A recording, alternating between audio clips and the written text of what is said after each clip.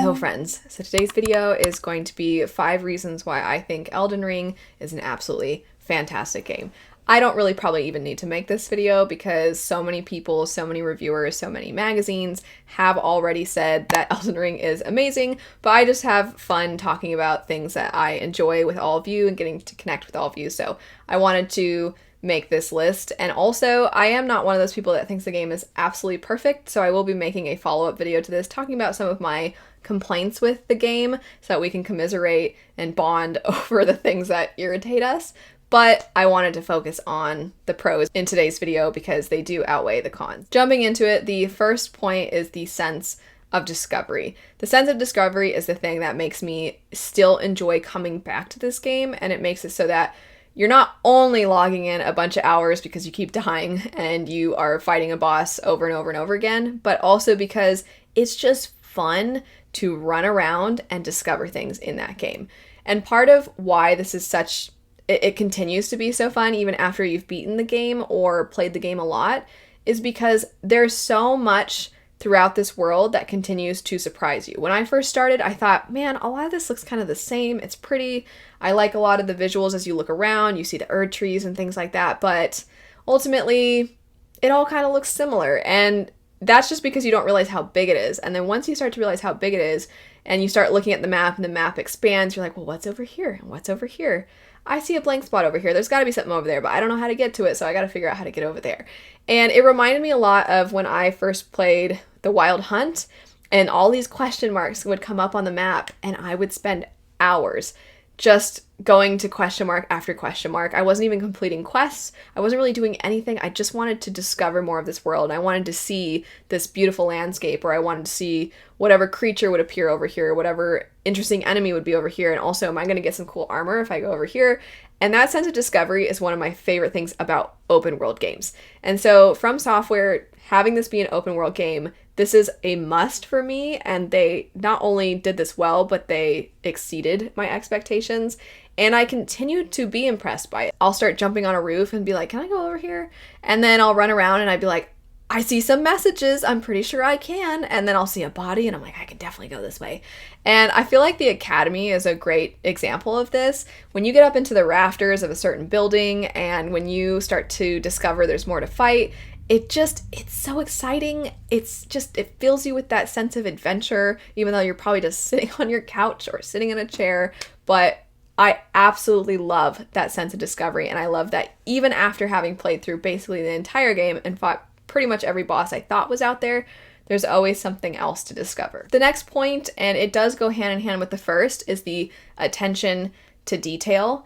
So the architecture, the detail within an individual room, within a massive building, the way that you see all of the balconies of a certain area, the statues of a certain area, the change in the leaves of the trees, all of these little details make this game come to life. It makes that sense of discovery even better because you always feel like you're uncovering this lost world, that you're exploring this world that has been almost untouched since something happened.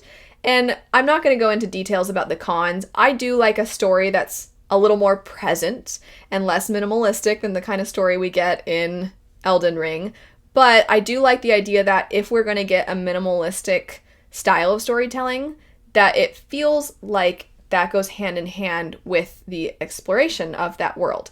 And I think that that is true because you see these details and you see paintings on the wall, and the painting kind of is showing what something used to look like. And every now and then too, another detail that's not specific, but it's kind of a big thing that you would hope more games would do, is sometimes you can go to a certain area on the map and you realize that that area of the map is higher elevation and a little bit away from another area. And so through the mist and through the fog, you can kind of see the statues of that area. You can kind of see that building. And if you haven't been there to that place yet, then when you see it, you think, what is that? I haven't gone over there yet. And so that detail, that's why I said it goes hand in hand with the first point, is it then makes you want to play the game more. It sucks you in even more. And it's just impressive. It's just impressive to walk into a room and to see the armor on the wall, to see the paintings of the Erd trees. The attention to detail phenomenal. The next point would be the multiplayer and the sense of community. So the messages that they let you leave, I think, is a fantastic idea. There are a number of times that the messages are hilarious. There's a number of times that the messages are actually really helpful. And there's a number of times that you're like, I don't know if I believe this person. I'm going to go look for another message. And of course, we've all seen the liar ahead message. But I also just like the way that people will kind of troll each other and that people are essentially complaining about something, or they'll write, well done, over something that, even if you're in isolation, even if you're not really playing with another person, you're not really going online, there is this sense of other people are experiencing this alongside me. And then beyond that, just the multiplayer aspect of the game is actually really fun. Hey! That is actually one of my complaints, is that there's a couple of things about playing with other people that are a little clunky and that I wish were smoother. But ultimately, I think that playing this game, I've been playing it alongside my husband since he's been playing through it for the first time. And I think I'm having a lot more fun playing it with him, and every now and then a friend will join, getting to discover things again, and then something that you fought before that was really difficult, and you're like, all right, I'm ready to go up against you again. And that makes it really fun. And then sometimes it's just fun to see the different play styles that people have, the different weapons people use. And I do have a lot of fun because I'm quite beefed up in that game. So I do have fun every now and then just going to where a difficult boss is and putting the tarnished furled finger down and being like, let's see who needs help today, and trying to help somebody defeat a boss. I think that's really fun. It makes me want more games to incorporate this function into their play. The next point might actually be a con for some of you who have been fans of From Software for a long time, but as somebody who this is my first dipping of my toes into a From Software game, I was really appreciative of this, and that is the fact that you can grind. So I decided to go for a kind of brute build. That wasn't what I was ultimately going for in this game initially. I didn't really know what I was doing when I made my character, and I didn't really know what I was doing when I started upgrading armor, but then I just kind of fell into it. And it wasn't my favorite way to play the game. As I was playing, I was like, I really wish that I was a mage. And I was kind of frustrated, and I was like, I'll just get really strong, I guess. That's what I'll do. And this game allows you to do that. It allows you to farm. It allows you to find areas where you can get a lot of runes.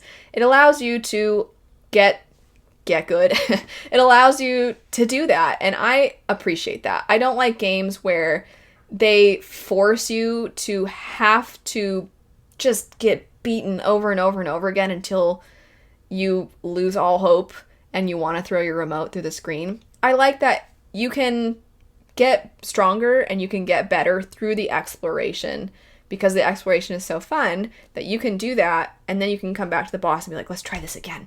I really like that that is an option. And I like that while, yes, there are certain aspects of the story that you can't really get to until you've defeated a certain boss, I like that there's still a ton to do, and it's not like in certain RPGs or games that are a little bit more streamlined where you get to a certain point and then it's like, well, I cannot beat this, so I guess I'm never getting past this game, and there's nothing to go back to because it's not really open world. So I like that it has this incorporated as well. And then last would be how fun it is to go back and replay it. This is just bringing us full circle because I already basically touched on this in a lot of the other points.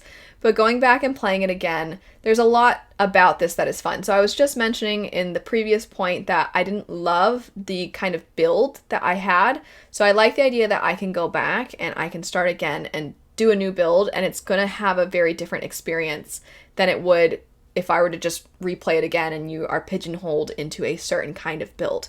I like that there is that variety in playing through it again. I like that you can get different weapons. You can go to different places at different points. You don't have to go through the game the same way. For example, I went into Khalid really early, and playing it through with my husband now, we went to the lakes, and then we kind of went back to Khalid, and then we went to the Altus Plateau, and so we've been going through it a very different way than how I went through it. And I think that that's fun, that if I wanted to play solo again, I could completely change the route in which I take. And also the game is so huge that it's pretty easy to forget certain things that you've gone up against. So then it's kind of like, I fought this before.